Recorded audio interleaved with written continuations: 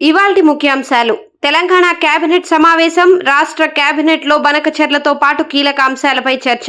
కేసీఆర్ కుటుంబంపై ఎంపీ ధర్మపురి అరవింద్ సంచలన వ్యాఖ్యలు. కాళేశ్వరం లిక్కర్ స్కామ్ ట్యాపింగ్ కేసులలో కేసీఆర్, కేటీఆర్ కవితలను రప్పారప్పా జైల్లో పెట్టాలని వ్యాఖ్య.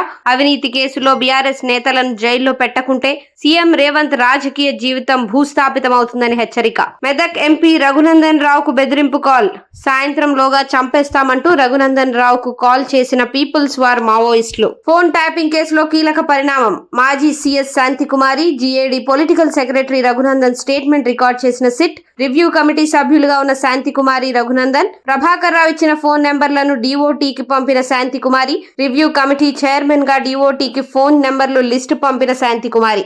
ఆసియా మార్కెట్లపై చమురు ధరల ప్రభావం. పశ్చిమాసియాలో ఉద్రిక్తతలతో పెరుగుతున్న చమురు ధరలు. బ్యారెల్ ధర 2.44% పెరిగి $78.89 చేరిన బ్రెంట్ క్రూడ్.